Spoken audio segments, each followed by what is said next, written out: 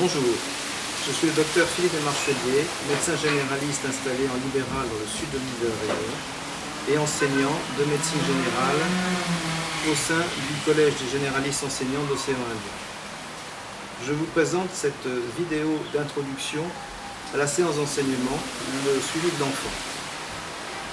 Cette séance d'enseignement s'inscrit dans le cursus de 3e cycle des études médicales de spécialité de médecine générale pour l'Université de La Réunion. Je déclare n'avoir aucun lien d'intérêt avec aucune structure commerciale quelle qu'elle soit. Après le visionnage attentif de cette vidéo, vous aurez à mener un travail de réflexion et de recherche destiné à répondre aux objectifs de ce module de formation. Ce travail de réflexion peut être mené seul ou en petit groupe de 4 personnes au maximum, constitué par affinité parmi vos collègues de promotion de votre CPL. Une séance de restitution, lors d'une réunion physique de 2 heures, réunira sous ma direction ou de celle d'un autre médecin généraliste enseignant tous les internes de médecine générale de la CPL de votre promotion pour une mise en commun. Votre travail s'étale donc sur 3 phases. La phase de contextualisation, qui consiste à visionner ce présent document et en analyser le contenu pour intégrer le champ du travail qui vous est demandé. La phase réflexive sera occupée à réaliser ce travail. Il s'agira de vous baser sur votre propre expérience ou sur votre imaginaire si vous n'avez encore jamais été exposé à ce type de situation. Bien évidemment, vous vous appuierez sur la documentation que vous jugerez utile et adaptée. Enfin, la phase de restitution, en séance collective, où vous serez invité à exposer le produit de votre travail devant vos pairs. Un débat suivra pour valider, compléter, corriger ce qui a été dit sous la direction d'un médecin généraliste enseignant. Toutes les dates de séances de restitution sont publiées dès le début de l'année universitaire. Il vous appartient de vous organiser vous-même selon un calendrier à rebours pour être prêt. Pour plus de détails sur le fonctionnement et la mise en œuvre des séances d'enseignement réflexif, je vous invite à télécharger et à visionner les vidéos intitulées « Les séances d'enseignement réflexif, concepts et grands principes » et « Mise en œuvre de l'enseignement réflexif par les IMG ». L'enseignement réflexif demande un travail personnel conséquent. Vérifiez la date de la séance collective de restitution sur ce thème qui vous a été communiquée en début d'année universitaire et organisez-vous afin de ne pas être pris de court. Pour toute question concernant la pédagogie sur cette séance, sur le suivi de l'enfant, vous pouvez contacter son chef de projet, c'est-à-dire moi-même, le docteur Philippe de Marchelier. Pour tout problème technique concernant les vidéos et leur téléchargement, veuillez contacter le responsable technique, c'est encore moi.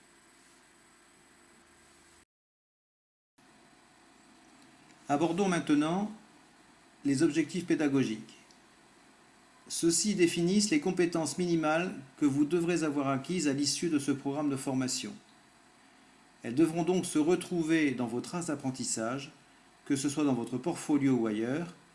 Elles sont nécessaires à votre développement professionnel continu et accessoirement, elles serviront de matériaux pour votre évaluation du 3e cycle. Donc dans le cadre de l'examen systématique de l'enfant, à l'issue de ce programme de formation, vous devrez faire preuve de votre compétence pour expliquer les raisons qui président à la mise en œuvre d'un examen systématique d'un enfant, décliner le rythme des examens systématiques et les points focaux de chacun d'entre eux, rappeler les particularités juridiques de ces examens systématiques et leurs conditions de facturation et de remboursement en exercice libéral. Mettre en pratique une séance de soins lors d'un examen systématique du nourrisson, prendre contact avec un nourrisson ou un enfant en bas âge, opérer un examen physique, mener un entretien dirigé avec les parents sur une thématique appropriée avec le contenu de la séance, utiliser le matériel nécessaire à l'examen du nourrisson et le classer de l'indispensable au superflu. Répondre aux questions des parents. Les petits soucis de l'allaitement maternel, quelle alimentation pour l'enfant selon l'âge, quelle supplémentation vitaminique, que faire en cas de colique, comment réaliser une désinfection rhinopharyngée. Bien sûr, ce n'est pas exhaustif. Renseignez le carnet de santé, expliquez son architecture, trouvez le juste équilibre dans l'écriture entre le nécessaire et le superflu.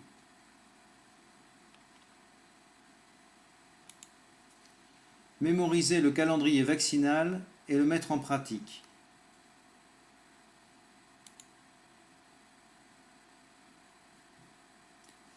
Pour vous aider dans votre progression, je vous suggère de travailler par chapitres. Les chapitres représentent une sorte de découpage du travail à réaliser. Ils n'ont pas la prétention d'être exhaustifs ou de définir une nouvelle approche médicale. Ils permettent en revanche de balayer les aspects essentiels du thème traité tout en vous permettant de travailler sur les objectifs pédagogiques définis. Vous n'êtes nullement obligé de suivre cette méthode à la lettre. La seule exigence est d'atteindre les objectifs et de développer votre niveau de compétence. Pour le présent programme sur l'examen de l'enfant sain, je vous suggère 6 chapitres. Premièrement, pourquoi examiner systématiquement un enfant sain? Quels sont les objectifs de santé qui ont présidé à sa mise en place? Quelle est la tranche d'âge concernée par ces examens et pourquoi? Quelles sont les différentes étapes du suivi médical de l'enfant sain et quels sont les points focaux des principaux? Et pourquoi ces points focaux? Ces examens font l'objet de dispositions spécifiques au regard de l'assurance maladie obligatoire et des prestations familiales. Quels sont les aspects juridiques? Expliquer le codage, la cotation des actes et les conditions de remboursement. Deuxièmement, le carnet de santé. Qui le délivre? Comment est-il structuré? Comment l'utilise-t-on? Troisièmement, l'abord du nourrisson et du jeune enfant. Comment aborde-t-on un jeune enfant? Votre approche sera-t-elle la même s'il s'agit d'un nourrisson de 2 mois ou d'un enfant de 12 mois ou encore de 30 mois? Mettre en confiance un enfant pour mieux l'examiner ensuite nécessite de connaître les bases de sa psychologie et de son rapport à l'autre et de ses craintes. Sans aller jusqu'à la question de cours de psychologie clinique, réfléchissez sur ces aspects psychologiques dans ce qu'ils peuvent être fondamentalement déterminants dans votre relation avec lui. En d'autres termes, quelles sont les conditions de base pour que l'examen de l'enfant sain, pouvant même inclure une injection vaccinale, puisse se réaliser sans pleurs ou presque? Comment communiquer avec un jeune enfant? Quatrième chapitre, l'examen physique du nourrisson ou du jeune enfant. Que faire comme examen? Quel geste en fonction de quel objectif pour cette séance précise? Votre examen sera-t-il le même quel que soit l'âge de l'enfant? Quand réaliser cet examen durant le temps de la séance de soins? Dans quel ordre faire vos investigations? Comment procéder pour obtenir un maximum d'informations avec un minimum de crainte pour l'enfant?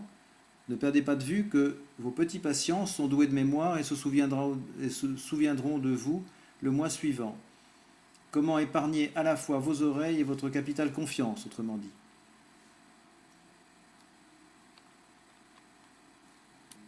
Cinquième chapitre, les séances de soins systématiques de l'enfant sont autant de séances d'éducation thérapeutique. Si les questions ne viennent pas spontanément, il vous appartient d'aller au-devant et de les solliciter.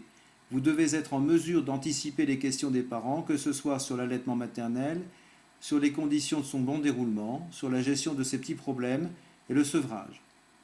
L'alimentation artificielle et la diversification ne doivent plus avoir de secret pour vous. Le nourrisson qui pleure souvent, que faire? Que dire?